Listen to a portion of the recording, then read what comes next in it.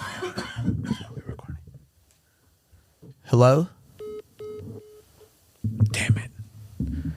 I thought that was a bill collector. Damn. You know how they often record for quality assurance purposes? Yeah. I'd like to record them for quality assurance purposes for my own records. Just so you're aware.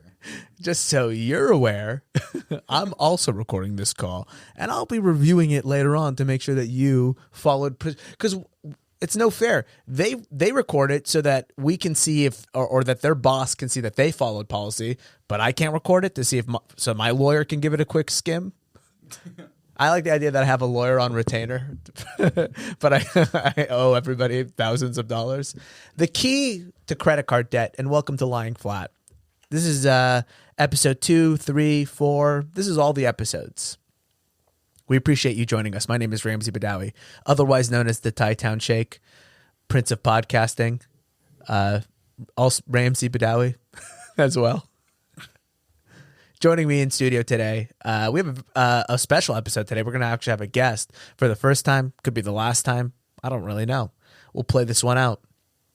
But I'm very excited to have him. His name is Matt Lockwood, great comedian, one of my oldest friends in comedy. Recently passed at the Comedy Store. Ooh, a paid regular now. I don't know. I don't care if it's not public. I'll tell every single person on the goddamn planet what happened. You don't think you think you can get me to stop being proud of one of my friends publicly? Good luck. Good luck, Hollywood. I'll never stop being proud of my friends. He's joining us today, and he's going to come through in a few minutes. I'm excited. I'm looking forward to seeing him. As always, in the producer booth, producer station, the producer extraordinaire himself. Tiny hands, but big heart.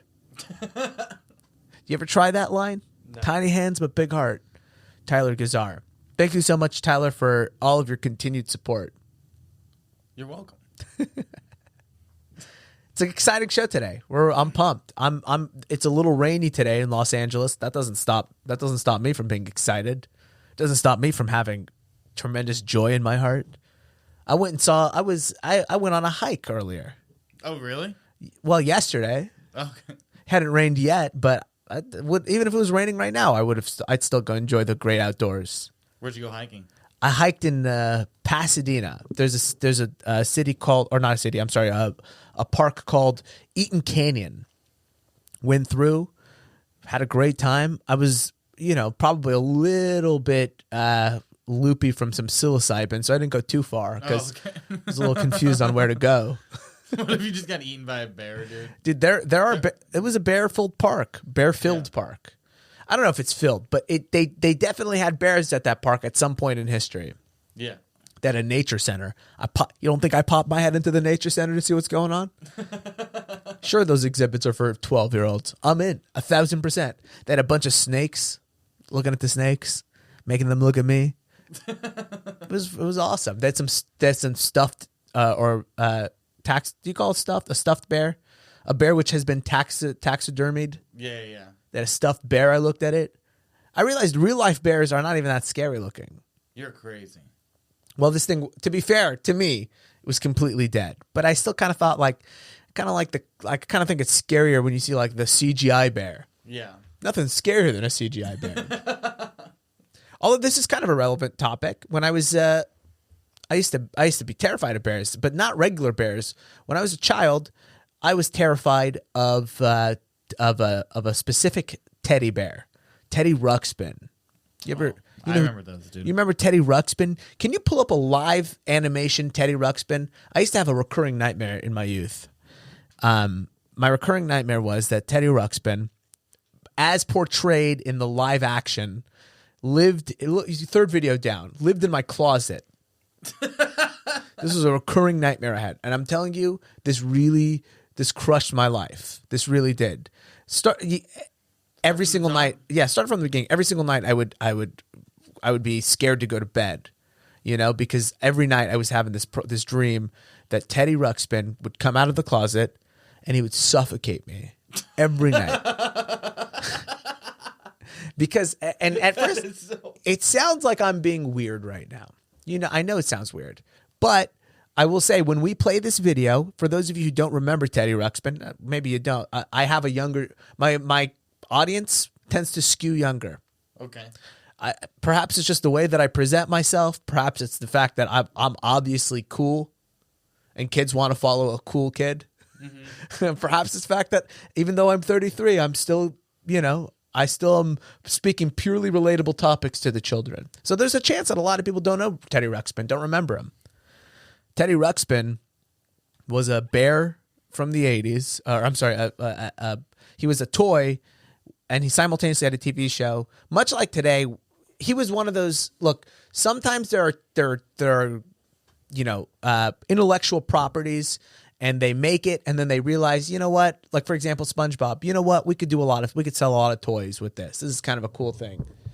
But then there are some things in life where you go, they made the toy first, and then they made the TV show. Oh, especially in the 80s. And more so than anything in the 80s. Yeah. You had things like this, Street Sharks. There's just things where you go, it just sounded cooler. So they were like, we can make the toy, and then we'll figure out the TV show later. Yeah. Teddy Ruxpin was a prime example of that. And the TV version of this is so freaking unsettling. You ready? It's so creepy. And you guys will totally understand why this used to terrify me in my youth. This is from the live action series. Aren't you immediately scared? Yeah. Immediately. Very weird intro song. Look how scary this guy looks, dude. He used to just freak me out. Now, obviously, this looks fine, but when you hear the voice, God, what a scary song. Look at the hair. That's the worst part. That's Teddy Ruxpin, the toy. That's their pitch to. That's their quick pitch immediately. What a long intro, by the way, for a not catchy song. I know. It's a big song. It's very, very long. I wish if she just snapped that little teddy bear's neck right there, it would have saved me years of trauma in my life. Come on, Grubby. 15 years later. All right, hit pause. Immediately hit pause. Why? What was the need to show us him as a baby if we were not going to see any of the developmental process? We didn't see him as a toddler bear. We didn't see him as, a bear who was 8 years old and not. By the way, I didn't see a father in the picture. We didn't see him. We didn't see him struggle with that. No bear father. That'll ruin a kid. Single bear household. Single bear household. Yeah. Yeah, dude. That's one of the reasons why there's so much grizzly on grizzly crime out there. Is that those grizzlies are growing up without a father, man. Did you hear how creepy he immediately sounded? Yeah. Just give him 2 more beats, just so you can really absorb it. And his stupid friend Grubby can suck my too. Yeah, giant bug. He's a giant caterpillar. That sucks. Every single night I had just horrifying dreams about this guy. Rolonian here. You didn't tell me that adventure seeking would be this hard on my feet. Yeah, Grubby. Octopedes do have a lot of feet to worry about. Yep, You got to admit that that's one of the scariest and weirdest that sounds good. things you've ever seen. All right, look how scary. Okay, turn this off, dude. I'm gonna start having nightmares. I really am. These are very different nightmares than I have these days. No doubt about that. That's the best part about growing up. I wish somebody could have told me that when I was younger. I wish somebody could have told me, because I have nightmares occasionally still, but my nightmares now are really, they're just about pains in the ass. My ass hurts. Well, not that particularly, but you're not, as you age, I feel, and maybe this is just me, that my nightmares are all just I now have nightmares that I'm going to have a major inconvenience in my life. I don't dream that things are going to kill me. I don't dream that my teeth are falling out. This is a real nightmare I had recently. I had a nightmare that for some reason I had a horse.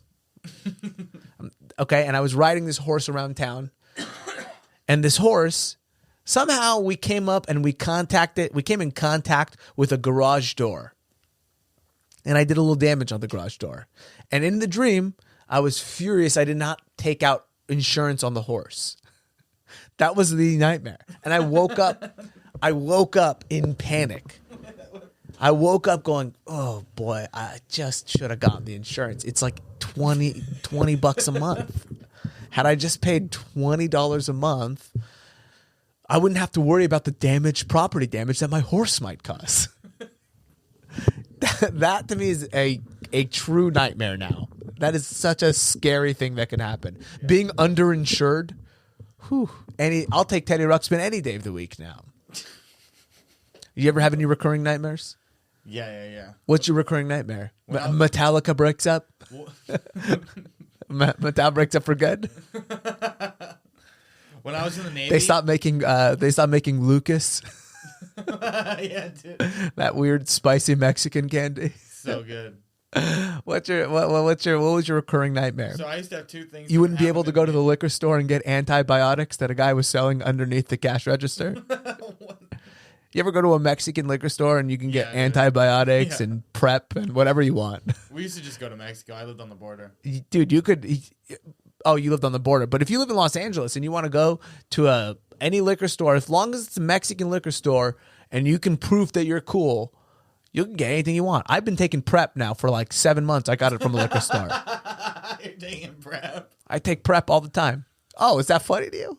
Oh, really? Well, when a chick gets the nut in my butt and I don't have to live with the consequences, we'll see who's laughing. We'll see who the is laughing. I've been on prep because maybe, here's the thing. It's like, obviously I'm straight. And I'm so straight that maybe someday I'll just let a dude just go right at it. And maybe I already know that I'm going to hate condoms. Maybe I know it. I just feel like I'm going to want to feel them. And now I'm on prep. And I'm on prep because of these Mexican liquor stores. Mm. Well, I kind of think that these guys could solve the healthcare problem if we really let them do it.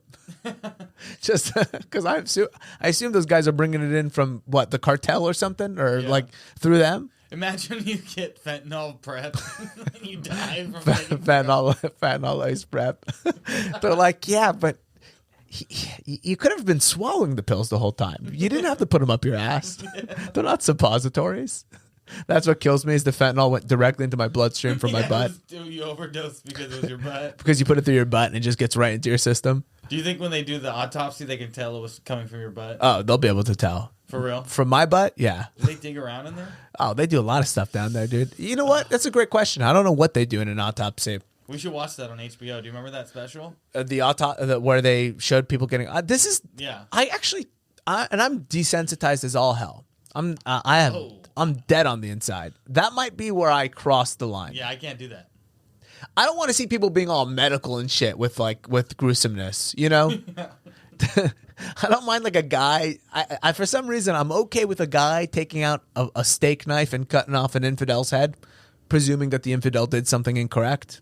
Oftentimes they do, you know? But the part where the guy's like kind of going like, oh, yep, I can see, looks like he was a smoker based on his sinal rectal tissue. I can see here his but based on the stomach lining, we can see that he died from asphyxiation because it's turning purple. I don't like knowing I'm this scientific, you know, or at least my components are so interchangeable. Yeah, it's just a bit much for me. What was your recurring nightmare as a child? Okay.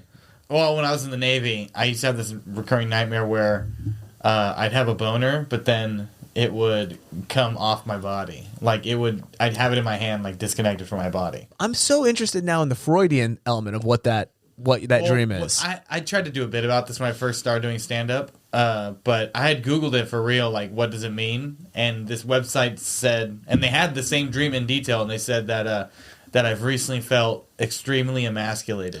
Well, that's the only thing. Do you feel like as though maybe you were getting cucked in the military? In the Navy? Maybe. You were being cucked by George W. Bush. Why both have W's in your middle name? Obama. A little confusing. Oh, was Obama your guy? Yeah. Interesting. And were you married at the time? No. You were not married at the time. No. What do you think if you really I was kind of like an incel for like a year. if you really would break it down, would you break it down and say that that's the reason why you felt so I emasculated? never thought about it, but maybe. I want you to really think about it in your heart, and I want you to see if we can come to some kind of a conclusion here, because I want to know what was going on in your life at that time that made you feel emasculated. I wonder what was in my psyche that was making me think that this bear was trying to suffocate me. We'll be getting into this, I think, in much more depth. However, our guest is here. I would like to get into this with much more depth, is what I meant to say. But our guest is here, so I'm going to go grab him. I believe our guest is here. I think I just got a text from him. No, that was a text from a credit card debt collector. Never mind. That was a text from a firm, actually. Did I also tell you I used to have sleep paralysis all the time? You had one of those things where the demon would sit on your... Yeah. Would sit on your... my thing is I'm all right with the demon sitting on my chest, or I don't love it, but it's like, either sit on my face, you know? Yeah. That's sort of my policy. I want to get jacked off by a demon. Have you ever heard of the... Why does the demon always show up and do shit that you don't want him to do? Has anybody ever tackled this comedy premise? Why doesn't the demon ever just show up? How come a demon ever shows up to my room and is like, you know what? I'm actually just straightening some shit out. It's creating anxiety for me. I was doing a little organizing for you. I noticed you've had a pile of laundry here for a month. I live here too. I'm a demon. I can't stand this shit. My demon is black. Your demon. He's a black clean freak. Oh, my demon has to be white? What a bunch of... This is the exact kind of bullshit racism that perpetuates Hollywood. It's you.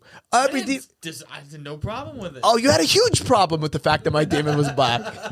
I could see it in your eyes. Well, guess what, motherfucker? I let anybody can haunt me. In this house, any ghost is welcome, as long as they're straight ghosts. Oh. Because I'm gay. Yeah. And I don't want to do gay shit with a demon. All right. Am I gay? I don't know. We'll see. I've been on prep for a while. All right. I think our guest is here. We're so excited to have him. One moment here while we get Matt Lockwood in. Welcome to Lying Flat with Ramsey Badawi. Today's guest is Matt Lockwood. And it's actually, they're kind of one of the worst chairs I've ever seen in my entire life. Because you can't. Can you stop it from leaning back? You have two choices: full blown. I'm getting ahead in a movie. Yeah. You have full blown. I don't trust it either. American Pie, or you have. I am like so upright that it's not. It's like it's uncomfortable. Like I'm sitting directly on my fucking tailbone.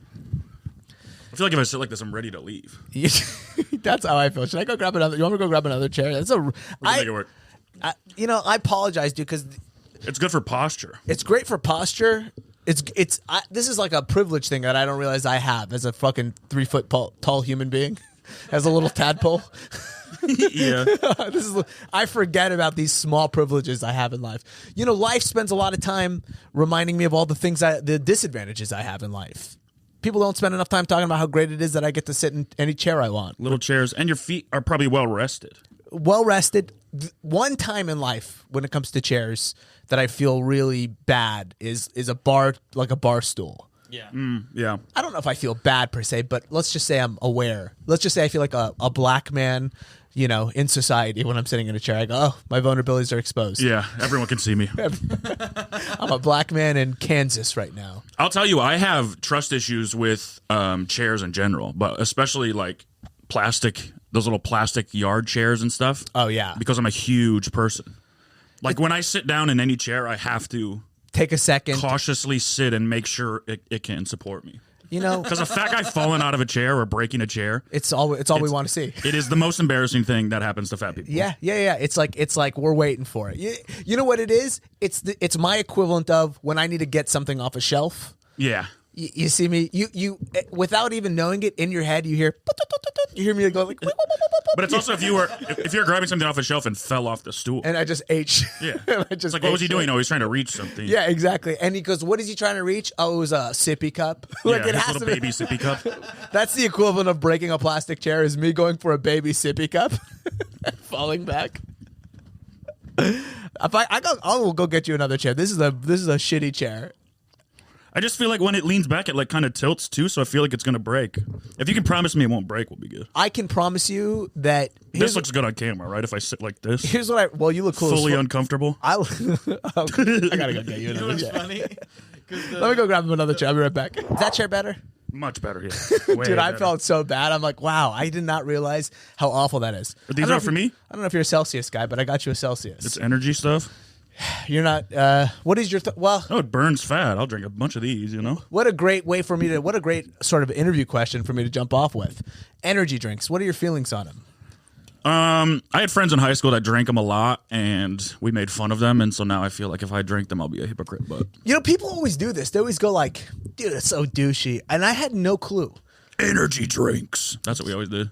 We'd see them in the hallway and go, energy drink. Because they're like, part of their personality was they were the energy drink guys. Well, I don't know. I wouldn't know what that's like. Yeah, right. I've never heard of what a loser thing. What's to your do. favorite one? These Celsius? My favorite energy drink right now. Oh, you know what? I had a energy drink in Canada. When I travel, I like to try the local energy drinks. They had a crazy one called like Buck Dam, or it was like some Beaver Chillin'. It was some kind of like Beaver Power. Damn. That shit ripped so goddamn hard, dude. But Celsius is. This is why I got you a Celsius. Is I went. This is normalized energy drinks for people. Sure. It's the bougie white upper middle class energy drink. Will this make me Celsius. like shaky? Oh, no, high fructose corn syrup. That's the most important thing. I go no 7 essential vitamins. I go, my boy Matt. It's a What health is freak. this? I love health, as you can tell. Take a rip on it. Just sip it. You don't have to drink the whole fucking Can I tell thing. you? Yeah. I, Please. I'm incredibly hungover. I don't know if You? you can tell. Of all people? Can I say this about I'm going you? to therapy after this, and we're going to talk about my drinking problem. Bruh, buddy, you got to address the drinking problem. I mean, you don't look. I don't think you have a drinking problem by any means, but I just love to drink. It's not like ruining my life, not in any capacity, but it is ruining my body.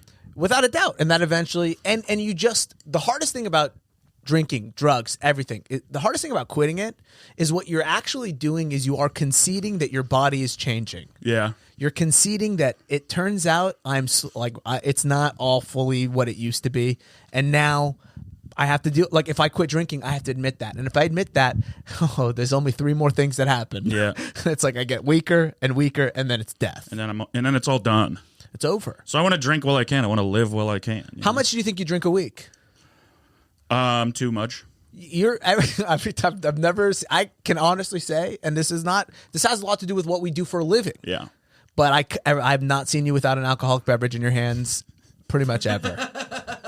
This might be the first time I've ever seen you not drinking. It is. I mean, it's just like where we see each other is in bars.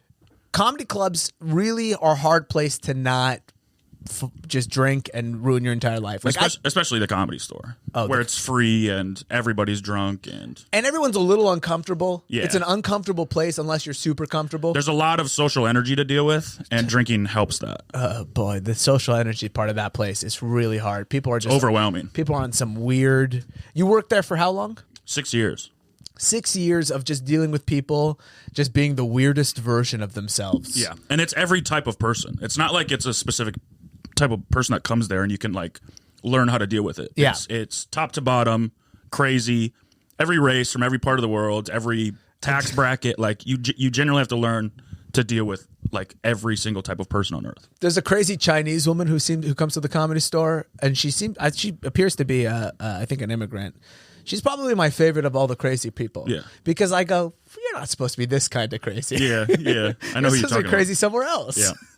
It's just weird to see. She's like a 60, like she's like a, I don't know, I don't want to say 60. She's probably in her late 30s or 40s. I would say 60. I was really, I was, as I was talking, I was realizing like, that's going to be pretty clear who I'm talking about. So I tried to kind of change up her description a little bit, but yeah, she's probably in her 60s. What I'm saying is she's supposed to be crazy at a grocery store. Yeah. You're not supposed to be crazy at the Comedy Store. To be crazy at the Comedy Store is it's like an achievement. It's such It's an pretty achievement. If you are at the Comedy Store and people are looking at the patio and they're going, that's the crazy one. Yeah. You've done something. Yeah. You've done You are something. actually legitimately crazy. You should celebrate that a little bit. Yeah. Well, you're not working there anymore? Congratulations. Can I Thank say you. that? Yeah, of course. Am I allowed to openly talk about it? Because I've already told in the pre-show that you've been passed at the Comedy Store. Yeah, they didn't tell us not to tell people, but they also haven't announced it. So I'm I don't know. incredibly proud of you, man, because Thank you. you're one of my first comedy friends. Yeah, that's true. We met each other in Pre-LA. Pre-LA. We met each other in a backyard in Orange County. Thunder Goat. We were just, and we vibed right away. Yeah, we knew. Not a lot of people who I vibe with right away. And I'll say this. That's for sure. Okay. Oh, you're going to talk shit about me? I'll talk shit about you. that was a little painful. I think I vibe with a lot of people right away, actually. How dare you? I think you're very easy to get along with. I can be. It's like the only time is sometimes the defenses come up, and once the defenses are up, I cannot take them down. Yeah. That's my one thing of like, if I have a threat, even sometimes with you, I realize I feel a little, and I think it is actually a short, tall guy thing. There's a small part of me that goes, be on the defense, dude. Like your family did not survive being 5'5" for a long time by trusting motherfuckers like this. There's a small part of me sometimes, but can I tell you, I've never obviously known what it's like to be a tiny little boy. Yeah, well, but small man, but okay.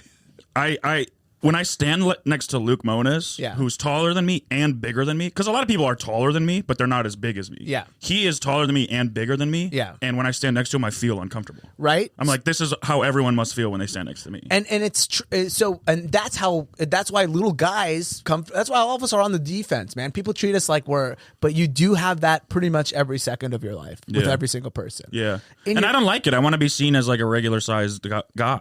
You know what though? But that's like saying, you know what? I don't like the wind. I don't like the way mountains look. I don't like the wind. The wind does suck. I hate the wind. The wind does suck. Chill. It's like, what are you and where doing? does it come from? That I don't understand at all. Air was just chilling a moment ago. Now, and now it's moving. Now it's got the zoomies. That's like a what dog. started it? Yeah, that's a good point. It ate too much sugar. It's running around in circles. It's about to take a piss on the carpet. I know it is. That's what it is. Though that's nature. Nature is we look at people or we have thoughts about things, and we're no matter how intellectually smart we are, we still have emotional feelings about, Yeah. I went on a hike yesterday. I never go on hikes. I kind of hate nature. Okay. Bad take, but Well, no, we're part of a species that's ever evolving, and I think part of the evolution is we'll eventually not like nature. we already don't. I mean, look what we've done to the world. That's what I'm saying. We don't care about it at all. We don't care about nature. We don't like it. It's sort of a burden in many ways. Yeah. I mean, we are the virus. We are the virus. So we get, but intellectually, I know I hate nature. But when I get in, you're like, you have that moment of going like, okay. And you can't fight that feeling. So in the same way that you can't fight that feeling, you also can't fight the feeling of being uncomfortable with a man who could fuck your wife immediately. Yeah. And you can't even do anything about it. You just have to raise his kid for 20 years. The other crazy I'll part. do it too. The I'll other raise crazy your part kid. is I talk a lot of shit. Like I run my mouth sometimes too much. No one's ever hit me. No one's ever even tried. Well, one guy tried, but For real? yeah. In recent Coworker, history? yeah. Ooh, I like that. Probably like 4 years ago. Yeah. Ooh, was alcohol involved for sure? No. Ooh. No, I was You at gotta work and just in a bad mood and talking shit. And one of the security guards pushed me up against the wall and security started to take his shirt off, like to get in a real fight. Dudes are awesome. Yeah, Dudes and are then real. customers stopped and got between us. I love It was terrifying. He would have kicked my ass. He's very strong. Dude, I'm glad that happened. I'm glad you had that wake up call. I wish I would have got punched. I've never been punched. Have you ever, Never. never been in any fight? I mean, with my brothers, but Sure. Same. I mean, obviously same. but I'm also not a fighter. I know how to diffuse situations pretty well. I tend to think 100% of comedians are not real. Every once in a while, there's a comedian fighter, and they tend Brendan to not Schaub. respectfully, they tend to be better fighters than comedians. Is that fair to say? Without Yeah. even being a shit talker, it's Yeah. like I would definitely not say he's the best comedian, but I would say he's probably the best fighter out of all the comedians. Yeah. It's that, I've never been in a fight. I've been in for that reason. I've always been a diffuser. I refer to myself as the great diffuser sometimes. The great diffuser. Put me in any situation, I'll de-escalate it. I wish we could have a diffuse off. That'd be fun. Bro, Figure out who can de-escalate better. Oh, dude. Quicker. I love this. Get us into some kind of a weird simulation situation where people are freaked out around us, and whoever calms down faster wins. I think I'm good at gaslighting. You gaslight me all the time. Is that true? A little bit. So I don't know if I do. Do I? this much. How? You're again one of my first comedy friends, Yeah. and one of the people I dearly care about the most. We had an argument one time outside of the IO West Comedy Theater. I remember this. You remember this argument? Yeah, I felt bad. You felt bad. Guess who also felt bad? You. Me. Yeah. And God, I think. Because he probably looked down and went, two of my children Yeah. doing this to each other? Yeah. You should have punched me. I should have punched you, dude. I should have gone right on top of, I don't know, who was there? I forget. I should have gone on top of Ben Avery's shoulders Yeah. and just fucking tackled you. Yeah. I think there was alcohol involved in that. Alcohol involved in that one. Yeah. We got in a little bit of an argument, and I don't even remember what it was about. Actually, I do remember what it was about. And I'll tell you what, maybe I deserved it a little bit. What was it about? Maybe I was being a shithead because here I remember that I started it. Did you? I just remembered I started I it. don't even remember it as an argument. Wasn't an I just argument. remember as a shitty thing I said. It was the shitty thing. We were talking about Norm Macdonald's newest special. We were all sitting there, 2.5 years into comedy, pontificating on life, you know. And I think I said something to the effect of, "Yeah, I just don't really care about him that much," or something. And I think in my core, I was trying to be a shithead. Yeah. I love being a shithead. It's one of my MOs. And I think that got to you guys. I think it got to all the white guys. Oh, we worship Norma White at dudes that time. and I think I knew it. I think I went, this is white guy kind Yeah. of lore. And if I could trash Norm Macdonald, it'll really get on everybody's skin. And I think it did. Yeah, it did. And I think Matt at some point said something to the effect to me of, do you mind if I say it? Go ahead. I don't want to repeat it. He called me the N-word. And it didn't feel good I at said all. sand in front of it, though. One time I was doing a show, we were doing it with Opie, and I did a bit about how you can't. I was up first, Opie was on after me, and during my set, I said some bit about how you can't say a slur to a Muslim. Like there's no real good slurs or whatever. So during Opie's set or something, this drunk guy started yelling sand N-word. Mm-hmm. And we all thought he just said the N-word classic. The whole bar lit up. I mean, it was kind of crazy. We were in the Inland Empire, and this whole bar just was like, yo, you cannot say the N-word. Like, fuck that shit. They were getting furious at this dude. Everybody was going to fight him. The guy at the very end goes, no, I wasn't saying, I was saying sand N-word. Was talking about the guy's bit, sand N-word. And literally the entire room looked at each other, looked at me, and they went, all right. just don't say it in front of the black guy. You could say it around everybody else, but it was so clear to me that you just can't hurt our feelings, you know? Yeah. But anyways, I think Matt said something to the effect of you're only getting booked because you're Muslim or something like that. Yeah. And at the time, that was true. That was very true. And that's why it hurt. Yeah. At the time, I had just moved to LA, and I was getting on every single one of the cool guy shows. One time exactly. Because they were like, hey, he's Muslim. And then I would go on their show and they go, oh, no. No. Not the kind of Muslim we want. Well, that's not what we were looking for. Oh, boy. Yeah. I never did it again. But that was a gaslighting day. Yeah. We had some gas-litten conversations. Yeah, it's also funny to be like, you're only getting booked for this reason, and meanwhile, me and all the other white guys are just getting trash hammered at these open mics and being assholes to everybody, and we're fat and ugly and stupid. And yeah. I think at that time it's because we're white, we're not getting booked. It's like, no, we're fucking idiots. At that time, I was like stone cold sober too. I remember I was a much harder working person at that time in my life, but I remember you're totally right about that. It was a bunch of people getting hammered and blaming, immigrants, which is really what this country's about. That is America, dog. It's fine. That's classic America. Bro, I hear you. Sometimes, and I don't blame you, because sometimes there'll be a new comic or whatever, and they come in the scene, and they're a real immigrant from the Middle East. Yeah. And I'm like, get out. Come on. Yeah. I go, come on. We don't really need to hear this take, to be honest with you. Now, I have a question for you. This is something we were just talking about before. Did I ever apologize for that? I'm sorry. You did. Okay. You did. And I've obviously, you wouldn't be here. We wouldn't have a relationship if I didn't forgive you immediately over it. Yeah. I mean, who can't take that? But I'll tell you what, though, it did in the moment make me deal with a harsh reality. And that reality was that I was Muslim, and I didn't know. It's also funny that you said you didn't like a Norm special, and I made it personal. Yeah, of it's course. Like, why can't we just have a conversation about that? Why am I saying something mean to you, the person? Of course, because in those moments you're going, if you think that the greatest guy I think is bad, then what do you think about me? Oh, sure. Is what you're saying in that moment. The guy I'm copying. The guy who I've emulated and done everything, you're saying he's bad. What am I then? Yeah, that's a good point. For that, I apologize. I didn't realize that it would be so triggering. How would I have known? But today, I can't imagine myself standing up for any comedian today. Anything. I can't. I think every comedian sucks ass. I can't imagine myself standing up for anything. Any comedian, any I don't think I've person. watched a comedy special since that Norm special. It is objectively that's the thing about comedy is it's very similar to Scientology in that once you find out how stupid it is, you're fucked. Yeah. It's hard to see it in a different way. Yeah. When you are blessed enough to find out how just retarded Xenu is or whatever it is, like you're like, oh my God, my whole family's in on this. Like I've already committed so hard. I just said I take prep on a podcast as a bit. What am I gonna do with my life? But I guess that's probably true for everybody. Everybody probably experiences that, I think, in their careers. You think so? You think every career? I think the difference with us is that we get we get our cash shoveled in one crazy lump sum when we're like in our 40s, where they go like, here's all the money you should have made in your 30s and 20s. And other people don't have that. So other people go, God, being a lawyer is a waste of time, or being a pharmacist sucks. But I am getting $5,000 a month or $5,000 a fucking week sometimes.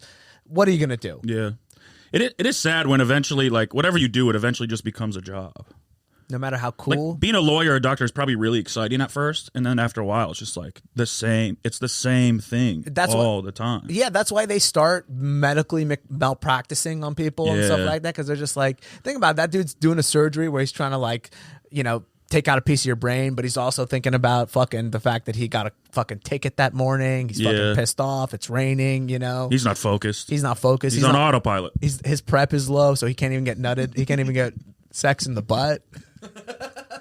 Because it is like, eventually you want to start making those jobs fun again, right? You get old and then, you fuck around. That's why a doctor, your exit strategy as a doctor is to be a medical marijuana doctor. That's a chill one, dude. Get to go home and write these prescriptions to people. Yeah. Riff a couple of jokes. Yeah. You say, hey, man, I think I got the cure for your bummer. And then you like sign it and you go give him the thing. It's fun. You have fun. It's not that funny, obviously, but if you're in the doctor's office, it's like, that's oh, hilarious. Shit, that's hilarious, dude. Yeah. But what is your do you ever recurring nightmare as a child? This is what's up on the screen here. Is we were looking at my recurring nightmare as a child. We're talking about nightmares in general. Most of my nightmares are like me getting in fights with my mom. Wow. Or my brother. Yes. Okay, so very stressful. This is exactly. I was talking about how earlier I felt like as a child your nightmares are all very they're like, oh God, like I'm gonna get killed by a cobra or whatever. But as you get older, they're just pain. They're just you have a nightmare about having a pain in the ass in the future. Yeah. Like, it's not like you're scared that you're gonna kill your mom. You're just going like, it would be just so uncomfortable for Thanksgiving if we were really mad at each other like this. Well, it's also weird to wake up and then I like have these feelings towards my mom of like, we were in a big fight last night. Yeah. But we weren't. Of course she has no not. idea, So you walk around with a little bit of that in your energy, and now you're a guy who hates his mom in the morning. Yeah, and I have to call her and be like, "Hey, love you. It's good to see you." Like, and she doesn't even know. She has no idea. That's because she's like, "Please stop. Please don't call me." It's like you had a wife and you cheated that you dreamt that you fucked somebody else. Yeah. And you're calling your mom and you're saying, "What are the types of fights you guys have, by the way, in your dreams?" Just like, is it about you yelling? Yeah, it's a lot of like. Dude, I like this. I'm going to therapy after this. That's what's funny. We're warming you up for therapy. Because I had one recently, which is why it's on my mind. But it's just like it's a lot of like her not letting me be who I want to be, kind of thing.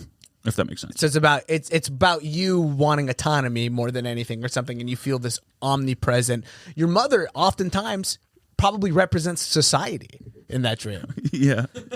And you're going, why won't society? Well, yeah, dude. Yeah. Yeah. You guys, sometimes on this podcast, it just gets real. Yeah. Capital R. I think you're right about that, though, because it's not like my mom ever held me back from being who I wanted to be. She's always been supportive. Who is your mother but the earth? But Mother Nature. Just fucking farting you out, into the open. And it's like telling me what to do, what not to do. I want to be free from the mother. Is Mother Nature a MILF? She's got to be a MILF, dude. Gigantic titties. Yeah, hell yeah. How else are we going to eat as earthlings? You going to think we're going to be breastfeeding off some A's? No way. Triple D's. We got to eat on Earth, baby. Triple D's, I guarantee you. Do you know that a golf ball has more variation in the top to bottom of the surface than the Earth? Dude, I love that. Isn't that crazy? That's 1 inch away from being a religious fact. You know, religious facts. How, by the way, this is another reason why I like Matt a lot. Matt, I consider one of the only white Muslims in comedy. Allah. The way you were Christian is the way I was Muslim. Oh, yeah. You feel me? Yeah. There are not a lot of people, especially in LA. That's the other thing that gets very alienating is you do run into people regularly. Delicious, right? So amazing. Whenever I see somebody enjoy an energy drink that they didn't know they were going to enjoy, I'm always like, It is. I feel It's like a very proud tasty. father. It's delicious. Yeah. It's delicious. You're not going to feel nearly as ripped as you do on a normal energy drink. That's what I was worried about. You're going to be a little lifted. Let's just say you're going to get a lot of WPMs while talking in therapy. a lot of words for a minute. All right. They're gonna Good. travel. What was I talking about? Me being a Muslim. Being Muslim. You're religious in the way your religion is you brought up Christian and you were very Christian and you do it the way that I was brought up Muslim. So that's another way that I connect you. That's another reason why I like you as a person. And you brought up the golf ball thing. It reminded me there's a lot of Muslim facts like that where it's like, did you know that the Quran has predicted 7 out of 10 things that were eventually discovered by Thomas Edison? Interesting, right? That Allah got 7 out of 10. Like, not even that impressive of a Yeah, fact. it's like, isn't he omnipotent? Like, shouldn't he know all 10? It's like, yeah, but he was barely trying with the Quran. he was winging it. Do you think that God and Allah are the same, or do you just think they're like homies? Well, they think we're God of. This is a thing that Muslims actually have a problem with. Is we worship the God of Abraham too. We worship the same God as you. Yeah. But you guys don't really count us as in the mix. Yeah. You guys count Jews as in the mix. We don't think, a lot of Christians don't think Jews are going to heaven. Well, okay. Well, look, fine. Yeah. We don't even like Catholics that much, to be honest, dog. I'm not saying that we don't relate as religions. Obviously. Sure. Obviously, we both hate Jews. Yeah. As a religion. But I'm saying it's called a Judeo-Christian religion. Where America's called a Judeo-Christian country. Judeo. Even if it's saying Jew in there, you know? I mean, Jesus was a Jew. Jesus was a Jew. You guys have no respect for Islam. Zero. No, we think you guys are evil. Of course. Yeah. As you should. As you should think we're evil. People thought that Jesus was evil. And he was the right one. Oh, that's true, yeah. Boom. Damn. Whoa. Yeah, Christians, we're not a people who learn from our mistakes. You know what I mean? I don't think that's true. Like, if Jesus came back and acted the same way he did in the Bible, where everyone was like, fuck this guy, we're going to kill him. Yeah, he'd be dead in like 8 Christians would minutes. do that today. Yeah, oh yeah, absolutely. In a heartbeat. They don't love, Their neighbor. they're very justice oriented. Yeah. Yeah. which yeah. is like, forgiveness is the main theme in the Bible. It's like, I don't know. People just don't understand what anything means. When did you officially go like, I'm done with this? How old were When you? I started listening to comedy podcasts. Really? Yeah. Oh, dude. 20s. Breaks my heart, bro. Yeah. Which comedian got you out of believing in God? Was it? I listened to comedy a little bit. I never knew it was like a thing. Yeah. My friend would listen to Mitch Hedberg album a lot and Brian Regan album a lot. And those are the only 2 guys I've ever heard of. Yeah. And so I never knew it was a thing. And then I started working in a factory job, so I needed podcasts to listen to. And I started listening to Doug Loves Movies. The number of like factory to stand-up comedy pipeline is very strong. Yeah. The country should step in actually and do something about Yeah, it. stop it. We need to slow You're down. not allowed to listen to anything during factory job. Nothing at all. Nothing except for like the sad, tragic stories post-comedy. Sure. Or like classical music. Classical music is totally fine. Although you're going to scare off a lot of people who work at factories. Yeah, that's all right. You know, everyone knows you go to Automate the jobs anyways. They're going to be gone. Yeah, you're right about that. But you ever pass by 7-Eleven and they're playing classical music out front? No. It's one of the best things that you'll see in Los Angeles is they'll play classical music, and it's because like science says that the riffraff will go away. The science says that just homeless It's so people. pleasant to listen to, though. Well, if you're crazy, I sometimes will hear Yeah. classical music and I'm like, Really? put my jacket over my head. Turn this off. It's interfering with my ability to vape. I used to like pretend to listen to classical music. Oh, yeah. Me to too. tell people I would try to learn certain song names so I could impress people when they came on, but never once did I. I used to do a bit about this when I first started comedy, but I really did one time try to pick this. I was like trying to impress a girl on a date, and I was like, I got this. Like, I actually played classical music while I was picking her up. So funny. And when she gets in my car, it's so sad, dude. And this is the bit I used to do was about how she would get in my car, and when we started driving, like I was really like, I'm about to fucking crush pussy tonight.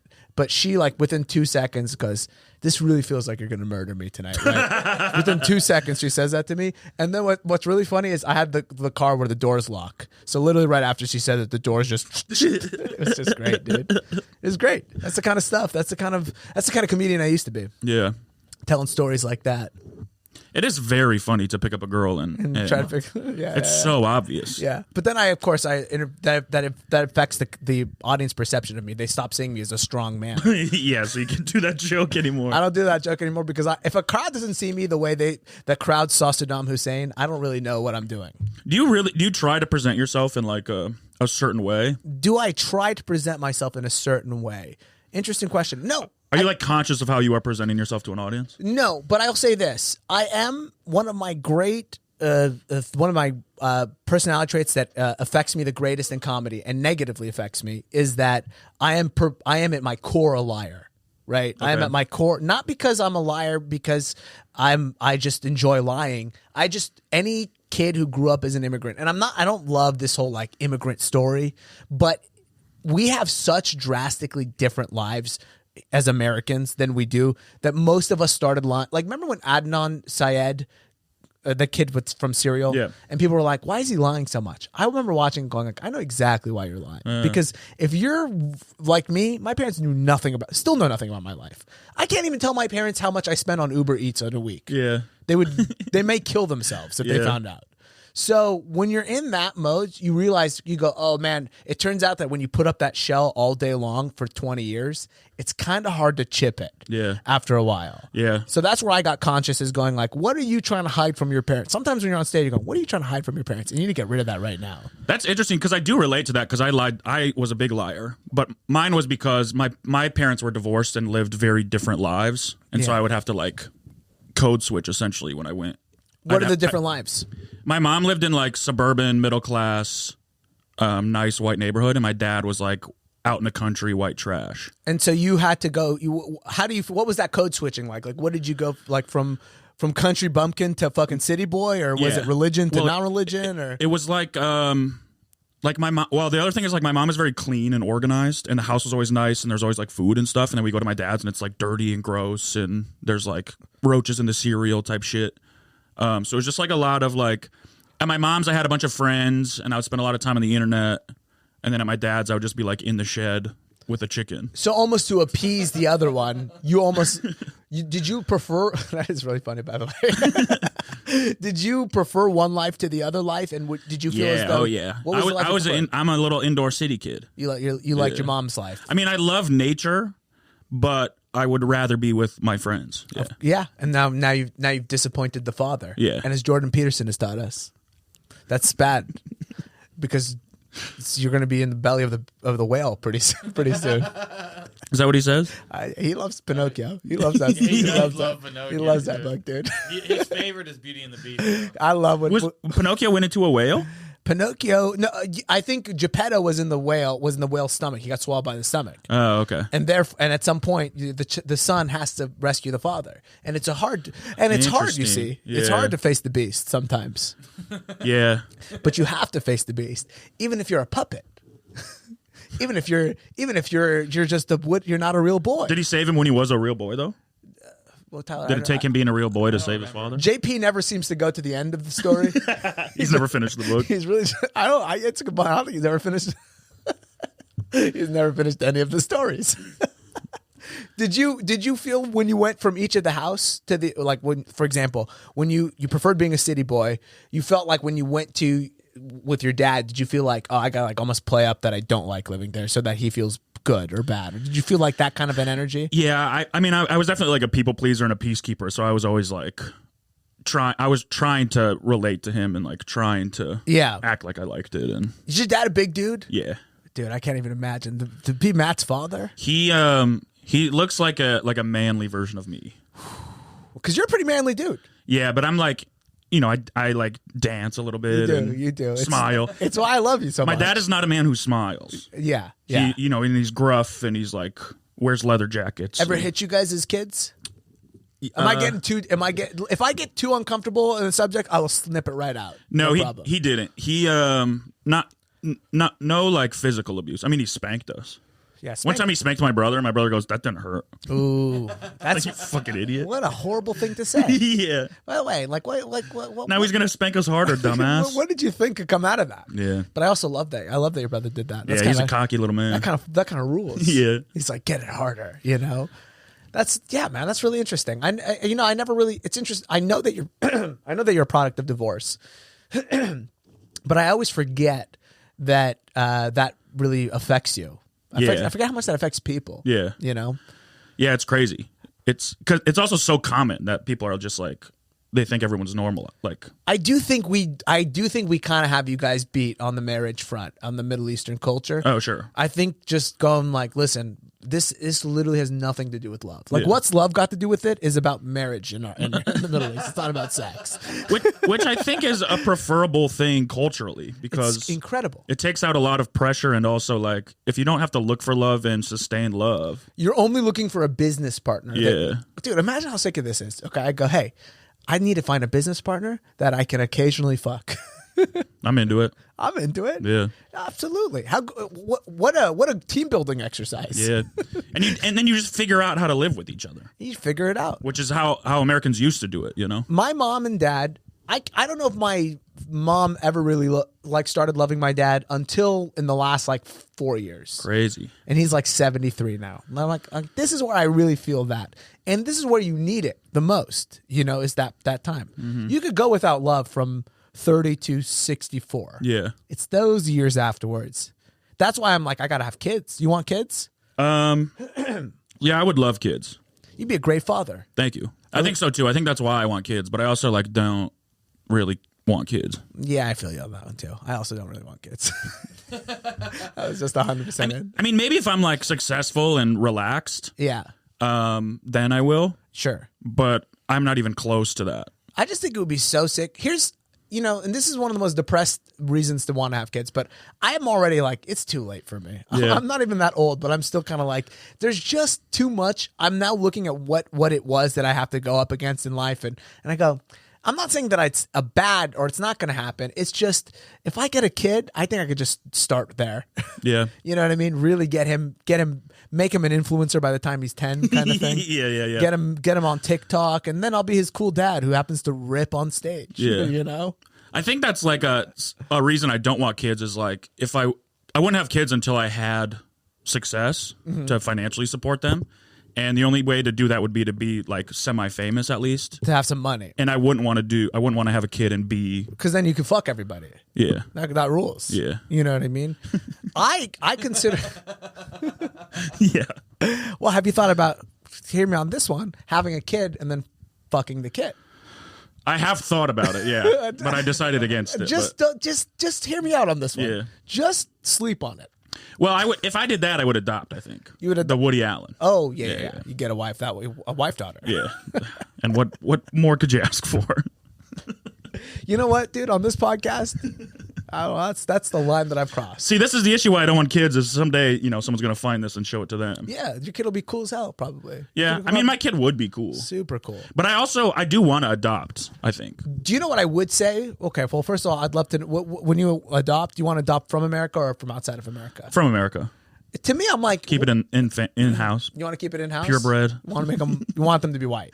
Yeah. What if you got a cool Russian? They wouldn't need to be white, but I just I don't know why we outsource our adoption. There's plenty of kids here that need to be adopted. It's why do we want Asian babies more than white babies? I hear it's because there's a lot of paperwork involved with adoption. It's not just paperwork, but not it's international red tape. adoption. Oh, dude, they'll throw them. You can right now go on Alibaba. We can order 2 Chinese kids. They'll be here.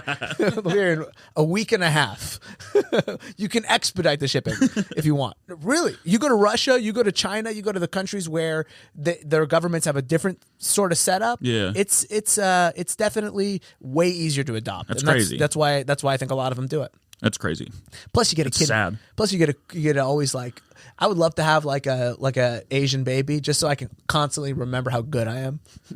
Yeah. Because if I adopt an Arab kid, then I'm gonna every once in a while think he's my real son. Yeah. And I'm gonna forget how good of a person I am. Yeah. But if every It's a constant reminder of. Yeah. I think every morning I'll wake up and go. Every time I see my Asian son, I'm like, oh shit, yeah, that's right. I adopted you. Sorry about that. I was like, who are you? I'm a hero. I forget I'm a hero. I don't know. I like the idea. I go back and forth on it. Sometimes I don't think I will be successful till I have a kid.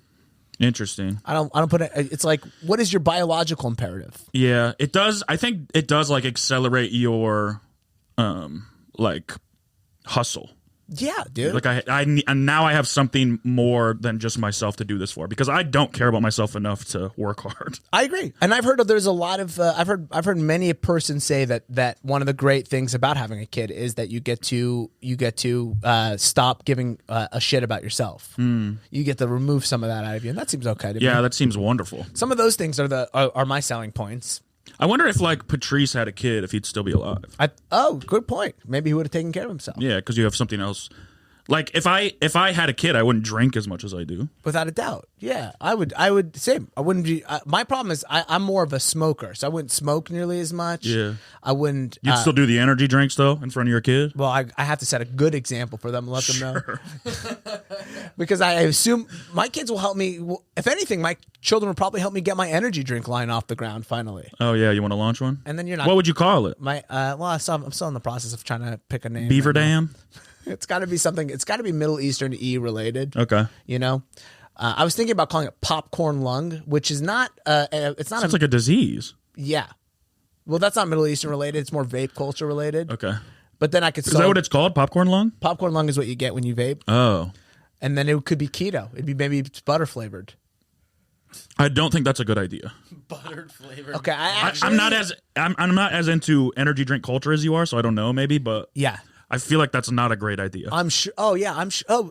I'm sure somebody was telling Steve Jobs, "Why are you going to try to combine the phone and an iPod? Why would anybody want that?" And he was like, "I'll show you. Sure. This is my moment. Sure, I'll show you. Popcorn lung, the very first ever butter flavored popcorn. Butter flavored energy drink popcorn. It's keto, and then there'll be like an adult version that you can get that will get you hard. Are these not keto? They're Isn't keto just cheese?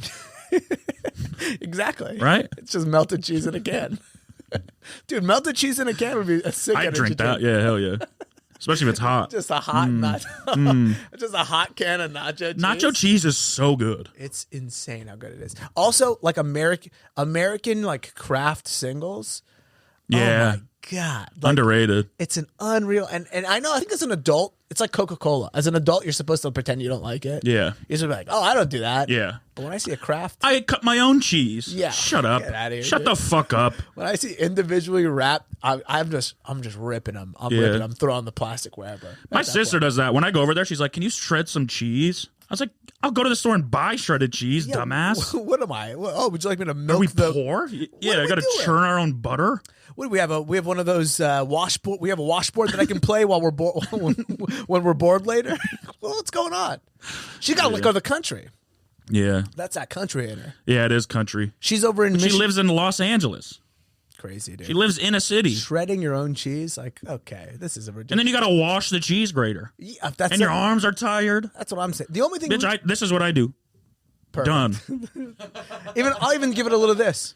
Maybe I'll do a little bit of that. Throw a just little to- sass on it. Just a little sass on Salt it. bay, cheese bay.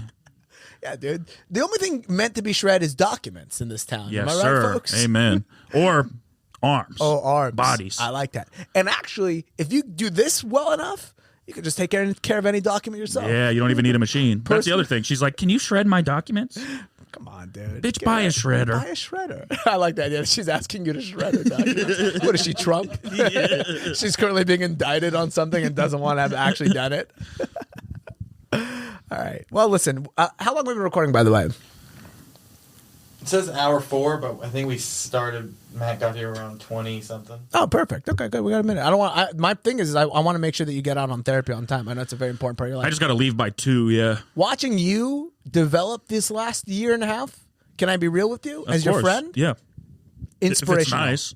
Really? You think so? I'm genuinely inspired by it. Hell yeah. It's one of the things I look forward to. I don't look forward to talking to many people. I don't look forward to being around a lot of people, and that's some of the stuff that I got to develop around. But lately, I've been going, Matt really is out here owning it. Yeah. He's really coming to terms with the fact that he's a freaky little boy. Yeah. Yeah. I don't know what happened, but I'm just like, I'm okay with whatever it is, you know? Well, because at the end of the day, you really do understand, and especially as you do comedy, and especially as you grow older, you're just like, I'm not the only guy who looks at gilf porn. You know, everybody looks at it. I'm not the only one. It's a category for a reason. Yeah. You know, it exists because people are freaks out there. I'm a trans guy. Oh, okay. Yeah. I've looked at a couple. I've seen a few. Seen a few flicks. I also skimmed through a couple of magazines. I didn't watch porn for years. When was the first time you saw porn? Young. I was an internet kid. Yeah, early internet kid. But see, we had this thing of we're old guys in the sense that you probably had a computer room in your youth. Yeah. One room that had a computer. Yeah. Where it was like, dude, this room, everything else is fucking. That's when I went to my dad's. That's what I did most of the time was go on the computer. Was there a computer outhouse over there? yeah. Yeah, it's an outdoor. It's an outdoor 4-wall shed. But it was like, you know, in a separate room where you could go look at naughty stuff and not really, no one's peeking over your shoulder. Dude, that's it was the Wild West. That's why having a single dad's got a rule. Yeah, I mean, I had a stepmom, but oh, he was married. He remarried pretty quickly. Yeah, they both got married 4 years after the divorce, 5 years after. And did they not care that you were looking at porn? Were they both religious? No, your mom and dad. Well, my dad is like religious, but not really. Like doesn't really talk about Jesus. Yeah. But we would go to church. He's more about not hearing gay shit. Yeah, yeah. There's two kinds of religion. It's like either you're in it or you just don't want to hear about gay shit. He's just not a man that shares his thoughts on anything. Okay. Like I didn't really ever know what he was thinking or what he thinks about stuff, or we never had like conversations. And you decided to be a stand-up comedian. Yeah, where you share your thoughts and ideas. Interesting. Well, I didn't really. It is like it is part of that because I never had conversations with either of my parents. Yeah, I feel the same way. Yeah. I really do. I never had my problem, and I'd like to hear about yours. Mine was there was a little bit of a language barrier. Like I speak Arabic fluently. Yeah, but I speak at like an 8th grade level. Eid Mubarak. Yeah, thanks, brother. Happy Ramadan, by the way. Yeah, I know. you too. I know that didn't really work well the other night. So funny. The other night I did Matt has a fantastic show at the Comedy Stores on Mondays called Culture Court. They do it monthly. You know, if you follow Matt, which I'm not obviously after you hear this, you're going to be following Matt. He did the show and where basically the premise of the show is, you know, cultural issues are debated upon on the comedy stage. We did Android versus Apple. I was the lawyer representing Android, and I spent the first 3 minutes of my opening arguments talking about Ramadan. To a crowd that just was like, what is going on? It was I bet half the crowd doesn't know what Ramadan is. It was too funny. Yeah, it was too funny. It didn't land at all. Which made it so much and funnier. really set the tone for the case of like, these people are like, who the fuck is this guy and what is he talking about? It was so funny. Those moments, it's unfortunate. It's really unfortunate that you have to hurt that bad on stage to create true comedy. Yeah. But that was true comedy. Yeah. You are so good at being bad sometimes. It's one of my qualities that I can really harness. It's and like enjoy. you really love playing the heel comedically, it seems. I've always loved the heels in life. Yeah. You know, I was telling Tyler earlier today, my favorite wrestler was Kurt Angle growing up. You know, I like a heel. It's like, who cares about everything else, you know? Yeah, I used to be like a big villain guy. I was like, the Disney villains are the only right ones.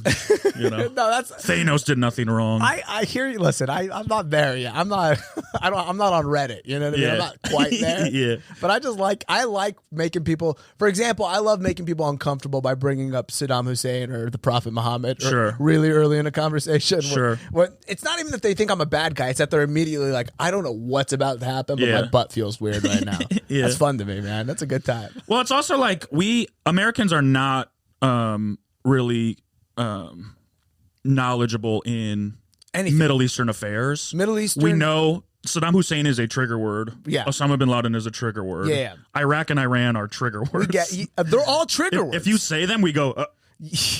Yeah, in a comedy context or not, like, and even Ramadan trigger word, hard Muslim trigger word, hard trigger word. But to me, I think it's always so funny to just assume everybody grew up Muslim. Yeah, and it is funny. It's so funny if you address a crowd as if they all grew up Muslim and that you guys are past it. Yeah, it's not a thing of like, hey, I just want to talk about Ramadan the way people talk about Christmas, and it really is so funny how often it just explodes in my face. I love it. I really do. But what was it? What brought the Muslim topic? I unimportant. Oh, you were talking to you didn't have conversations with your parents. I didn't have conversations with my parents oftentimes. Yeah, there was a language barrier. I would want to communicate complex ideas to them that I still to this day can't really communicate some ideas to them because language it just encompasses what the ideas that a culture has, and there's a lot of Western ideas and culture that don't translate. Sure, and vice versa. So I think that there was certainly a part of me that wanted to go into stand up because it was like. Almost like I'm itching to do this. I gotta do this. I feel this desire. Otherwise, I don't believe I can do this. What was your version of that? You just simply would you guys have a quiet household? No, we like I've always like been like a guy who even at like the dinner table I would toe the line. I would try to get like we're a fun family. Yeah. We all drink. And yeah, you're not going to drink as much as you do unless the fam is on board. Yeah. We all have fun when we hang out, but it was like emotionally like but nothing past fun really, you know what I mean? So I have all these like vulnerabilities and emotions, and I never had anyone to like I never could talk to myself about them. I can never talk to my parents about them. So it's like now I want to be as vulnerable as I can, and I have nothing to hide. Yeah, I feel that way. I relate, and I'm I should say attracted to that your desire to do that, and inspired by it because you're right. There is that level of I have this with my family, which is like it doesn't feel like we actually have a real relationship here. It feels like we're kind of drinking buddies. I mean, we don't drink. We're more of a sort of date eating. Vaping buddies. Yeah. We're all hookah pals. Yeah. And we don't really have that much in common other than we all enjoy a date every once in a while. Sure. And of course, I'm talking about a little date. Yeah. From a palm tree. Do you ever eat that stuff that's like brown and really bitter? Oh yeah, those are not are they kumquats or loquats or those ones, or is it the date before it becomes the date? That's the thing. I don't know if it's a fruit. It's like comes off a palm tree. It looks like chocolate. Ooh, oh, like the cacao bean you're talking about? Yeah, but it's like not Cherub. Is that what it is? Hormos told me it was chocolate once, and I ate it, and it was one of the worst things I've ever tasted. Can you no offense. Oh no, I'm 1,000% with you on this one. Cherubs are really bad. Cherub trees, and he can flip that screen around just a little bit. No, that's a tomato. Cherry tomato. That's not what it was. No. Oh, I put cherub fruit. Yeah, search cherub tree. I don't think it was fruit though. No, it's it like was almost like in a bar. What they do is they'll take it and they'll pound it down and it will make it look like chocolate. Okay. I don't think I'm spelling this correctly. Okay, it's fine. It's totally fine. I think it's cherub. I really do. I think it's spelled, or maybe it's carob, or it's fine. Either way, it's disgusting. Yeah, I know what you're talking nasty. about. It's not a good one at all. The date before it's purple and it's really really bitter and weird. That's what I initially thought you were talking about. I'd love to get you guys to try some raw dates at some point. Sure. Well, it's like biting into an apple. It's a weird experience. We got weird fruits. I'm okay with that. Yeah. That was a tough thing for me to deal with growing up. Hard to grow fruit in the desert. Yeah. People coming over. Oh, what's that? Oh, it's a cactus fruit. Like, you know. But I'm okay with admitting that now publicly. We had cactus fruit sometimes. Is it good? It's delicious. Let it out, baby. It's like drinking it's one of the best. It's a lot of seeds. Yeah, I'll deal with seeds for that juice. I'll do with any. Does it hurt your hands? You take it. Mexicans fuck with these too. You take it and you drop it in some water for like a day, and all the shit just comes off naturally. Oh wow, it's amazing how this water shit works. Bro. Yeah, it's really beautiful. Cactuses are pretty dope. Cactus is a sick. I love plants with defense mechanisms. I agree. That's incredible. Plants don't get enough credit. No, dude. And here's why humans should get more credit. Is sometimes we take a plant with defense mechanisms, for example, a pepper, and we go, we're gonna eat you in spite of your defense. You can't stop us. Your whole thing is that your thing is like, I'm gonna be spicy, so a bear won't eat me, and we're going, we want you to be spicier so we can eat you. We're gonna have a viral YouTube show where people just where we just fucking nobody even cares how spicy you can be, baby. We're gonna make you spicier, actually. And I'm gonna finger my girlfriend right afterwards. I don't even care. I don't care at all. I hate spicy. You're not a spicy The guy. defense mechanisms do work on me specifically. Yeah? I love spicy. I think it's because I have a drug addict brain. And I think my brain is constantly going like, yeah, but why enjoy food when it can hurt you? That's my thing is like, this sucks. I'm not having fun. Everything hurts. Yeah, you got to understand, there's certain brains out there that are just like, why? This is fun, but why can't we make it bad? Yeah. Like, this is good. Hey, a drink would be fine. What about 14? Yeah. Like, what if we just did 14 and just fucking got into the car and just drove home? Yeah. What if we took something that could be a lot of fun? Got to and live just dangerous. Make it horrible for everybody. Some brains got it, some brains don't. What is your favorite food? I like peanut butter a lot. When you're at a diner, what do you grab? When you go, all right, I'm going to a diner. Peanut butter. Just a jar of peanut butter. Yeah. Well, I haven't put it into a bowl, so I don't look like a fucking freak. No, I love food. Peanut butter rocks, by the way, and I don't want to discredit that answer. It's a fantastic answer. No, we could have stopped them from storming the Capitol with just a little peanut butter on apples. Yeah. Little protein, little sweet. Those little people do not savory. eat apples. Nobody that stormed the Capitol eats That's true. apples. Put it on a Slim Jim, Yeah. like a dog or something. Pop-Tart. Peanut butter on a Pop-Tart would probably be good. Really good. Dude, butter on a Pop-Tart. Butter on a Yeah, Pop-Tart I've is done like the that. secret that nobody told me about until I grew older. What a great secret. My stepsisters used to put butter on cinnamon rolls. That's fantastic. Yeah, that's Crazy. incredible. Yeah. Ooh, the decadence. No, but I've always loved food. I love it. Sugar is probably my favorite food. I love food too. I really do. I'm a big overeater. Yeah. I love. Not that big of an overeater. Well, You got a good metab. I have an okay metab plus a psychotic ability to, like, I will eat 4,000 calories in a day and then go to the gym and work off okay. 2,000 calories. All right. I will do that. Yeah. I love to eat, dude. Bread. I mean, that's why I'm always Bread rips. Dude, every single time anybody runs into me, I've got a new diet going on because I love eating so much that I have to be sober, but with food. Yeah. See, that's the one thing that I've embraced. I'm like, I'll exercise if I can. Yeah. I'm never gonna diet anymore. It's done. I'm gonna eat what I want to eat. Forever. Yeah, and I don't eat like crazy bad food. Like I love good food. Mm-hmm. I like to go to like nice restaurants and eat good food. Yeah. Like I'm not eating trash. I don't have like snacks in the house at all. Sure. But yeah, I'm done like limiting myself. That may be where we differentiate. I love trash, dude. I eat at 7-Eleven. I love it, but I just don't allow myself to eat it like that. Fair. I can't get enough of it. I have this part of me that will never get over the fact that when I was a kid, all we ate was like falafel. Yeah, sure. And so sure. I'm always like, can I just get a hot dog with cheese on it? Like, Yeah. even though I'm like way past that, I can't get past it. I want to eat sugar and bread and just all this fucking trash. I love it. Yeah. What's your diner order? It depends. You're okay. You're like, are you more likely to get a breakfast or are you more likely Oh to yeah, get for sure. At a diner, dinner? you always get breakfast. You always get breakfast. always. See, I like a burger at a diner. And I hear you. I'm not saying that, but that's kind of how You been to IHOB? I've not been to IHOB. No, I actually, when they did that, I actually signed off and I can't go back. You left, yeah. I signed an exclusivity contract with Denny's after they pulled that stunt on me. I go, pull that shit. Hey, if this was Apple, feel free to pull that shit on the iPhone all day long. Yeah. A bunch of twerps are using that anyway. But IHOP was for the real ones. Yeah. We don't give a Fuck IHOB. yeah, fuck IHOP, dude. I do love a burger. I do love a good burger. Good solid burger. I like Big Boy. You ever go to Big Boy? Good time. Yeah. A great time even. Good food, man. Fantastic food. That's the one yeah. in Burbank.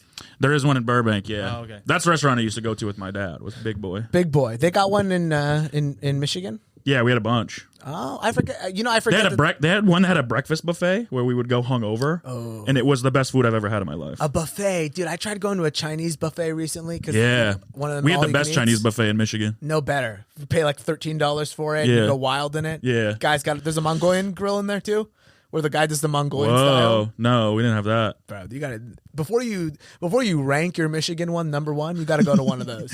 Well, the Michigan one was so good because it was so trash. so so trashy. trash. There's no way you're not getting. But somehow nobody ever got sick. No. That's when I realized all this shit that we do for people to all the FDA. You're like, if I could survive this Chinese buffet, Yeah. most of what you guys are doing is a waste of time. Yeah. I love, too, that they always have ice cream at the Chinese buffet. There's always ice cream. Always ice cream, always fruit. You're like, for who? Yeah, who's this eating fruit that? for? Yeah, this is funny. I get it. Good bit. Great one. I went to Austin last month, and we went to Cece's Pizza, which is a pizza buffet. Okay. And I've heard of Cece's Pizza. Packed. Packed. The fattest people you've ever seen. Because They have a full salad section, which was one of the saddest little sections of a restaurant I've ever looked at. Nobody even like looked in that direction, bro. they're like, legally, we have to have salad. The government told us. So. Yeah, it was crazy. I think everything was just empty. A pizza buffet is as good as it gets, man. That's like, I threw up. I would throw up too. Yeah. because that's like soup plantation style, where you're just purely doing carbs for 2 hours, nothing else, not one protein. Well, it's funny. It's like, okay, so you get pizza, and then you get breadsticks, which is just pizza without sauce. Without sauce. And then there's dessert, which is Pizza with just sugar. with sugar on it. Yeah, and those are your 3 options. So amazing. And I think they had like one thing of pasta. So amazing. I'm so hungry now. I can't wait to go eat some. I'm just gonna go. I'm gonna rip some carbs when we get out of here. Smart. Well, I'll tell you what. Why don't we close off on this? Right, we're about time. We're about where we need to be.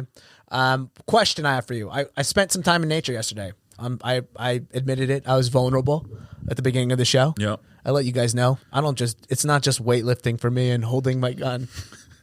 I do other things. I have a solid gold gun, and sometimes I just hold it. Is it a real gun? Yeah, real gun, solid gold gun. Put it on my table. Sometimes I take pictures of my enemies pull it up on my phone, and I hold it to my Smart. phone. Smart. Sometimes I'll have a couple of shots too, a couple of pops before. I'll never buy a gun. I'm too scared of it. You would never own a gun? My thoughts are too dark to have that around. Yeah, I hear you on that one. I'm too much. The problem with it, the problem that I don't have is I'm too much of a coward.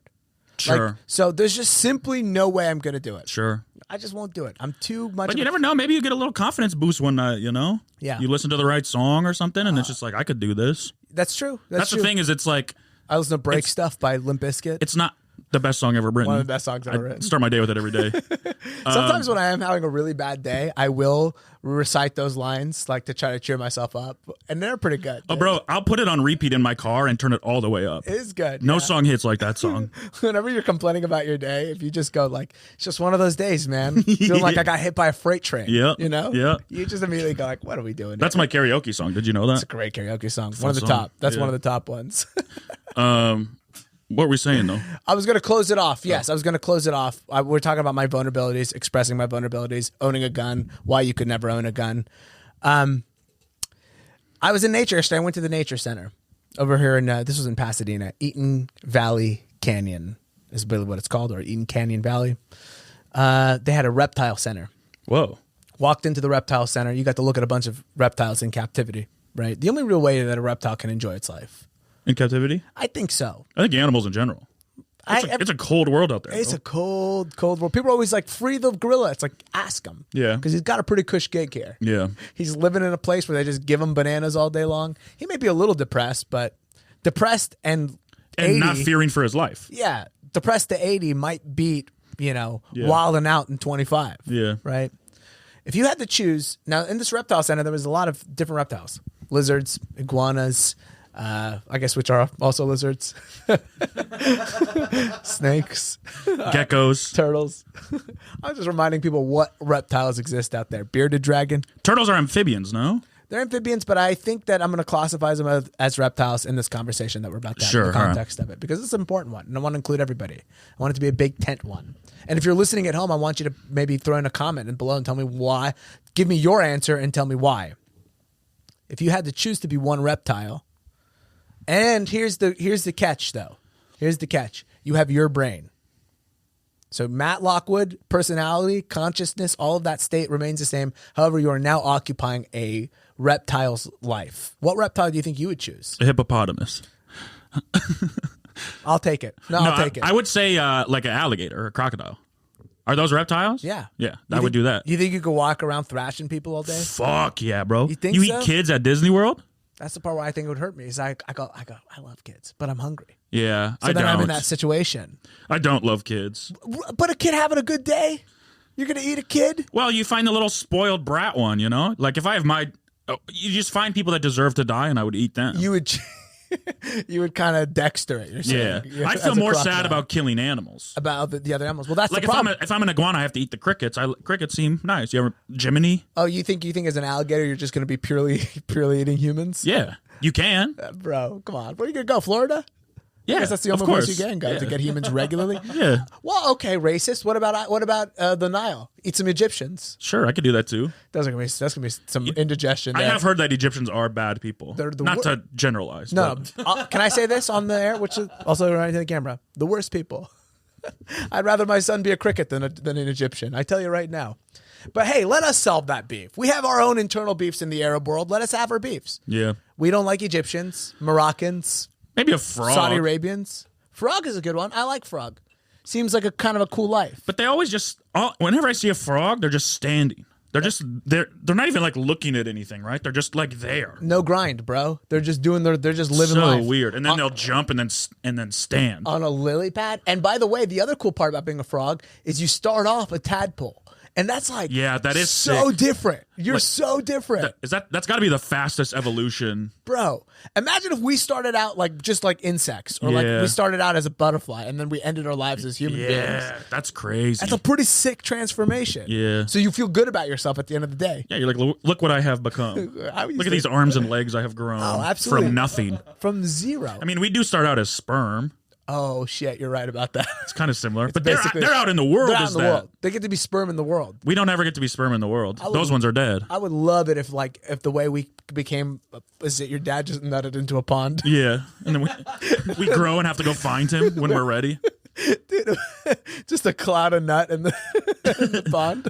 Isn't that crazy though? Like turtles leave, they put their eggs in the sand and then leave. They go, "We'll catch you later. We'll be here in 9 months. Hit us up." Yeah, find us somewhere. Find us in this ocean that's not that big. And most of you, by the way, don't make it. You like 90 seagulls and shit. Yeah, eating you up. Some people just walk the wrong direction. Some people are born in life. Some turtles, they're just born and they go, "I'm going this way," and it's like, all right, shit. The ocean is that way. So yeah, it's gonna be a tough role for you, baby. And that's how some humans are, by the way. Yeah. Some humans are born and it's like, ooh. But we keep them alive for some reason. We do. We don't let them, but let them go. I do fully agree with. Let them all go. On some level, it's like, what do you think this guy's chance? Like even my family, we're Palestinian. When we came to America, they should have been like, just no, it's not going to be worth it. Yeah. Not because America's a bad place, but because it's like, you guys are just kind of fucked. Yeah, that's going to be hard. Yeah, it's not like this place isn't welcoming. It's just, you don't want to know who runs things around here. They're not. You're not going to love it.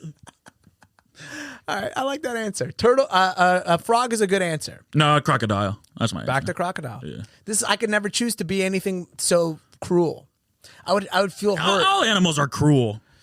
Yeah, cows are kind of nice. Frogs seem kind of chill. I actually was gonna go with lizard, bearded dragon. Sure. I like the thing where you can make your face big. Sure. That's kind of a sick power. The only thing you hurt is flies. Nobody cares about flies. Yeah. And other crickets. That's true. Yeah. You care. I mean, you said they seem nice. You're probably right, but deep down inside, we don't care. Yeah. But I like frog now. I'll tell you what I wouldn't be. A chameleon. Why is that? Because I've been one for 30 years. Thanks for joining the show, ladies and gentlemen. Be sure to follow Matt on all of his platforms. But by the way, the thing that you should be doing the most if you're listening to this is you should be listening to The Big Humble, which is out every single Tuesday, wherever you get your podcast. And if I can be honest, Matt is one of my absolute favorite broadcasters on the planet. Hell yeah. I think if you listen to this show and you like me, there's no chance on planet Earth you won't love The Big Humble. So please check out The Big Humble. And then you can come check out Matt at the Comedy Store now because he's a paid regular. Hell yeah. Which is an incredible honor, and we're really proud of him. Is there anything else? I'm going to put this podcast out this week. Is there anything else that you would like to let people know about you? No, that's about it. Listen to my pod. Venmo me. Yeah, I'll put Matt's Venmo handle in. At Matt Lockwood 69. If you liked his answer, I'll tell you what. If you enjoyed Matt's performance today, Venmo him $5 and then just put like a crocodile emoji in the thing. And he'll know where this came from. Yeah. Be very nice, you know? Don't Venmo Tyler. I'm going to put Tyler's in there, and if you Venmo Tyler, it's going directly to the IRS. You should also check out all Tyler's stuff. His socials will be posted in the bio, and it'll be... is there anything you'd like to plug this week, Tyler? This is coming out this week. No, I got nothing.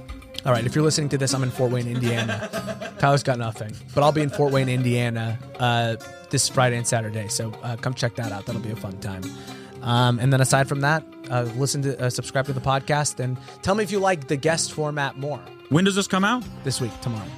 If you are in LA, come to my show in the belly room of the Comedy Store, 10:30 on Saturday. Oh, you should definitely go to that show. Find me That'll on be a fun Instagram. time. I'll get you free tickets. Hell yeah, let's do it. All right, man. Well, hey, thank you so much for doing this, dude. I Thanks really for having appreciate it. Hope you have a great therapy session. And on behalf of everybody here, man, we really appreciate you and we love you. Thank you, dog. Love you too. See you, bud. Thank you for listening to Lying Flat with Ramsey Badawi. By hearing this, you agree to the terms of services of this podcast. In doing so, you are giving permission to Ramdog Enterprises, also doing business as Ramsey Badawi, permission to access your location, camera, and microphone at any time or day. All data collected is used explicitly to improve quality and service. Data may be sold at corporate discretion.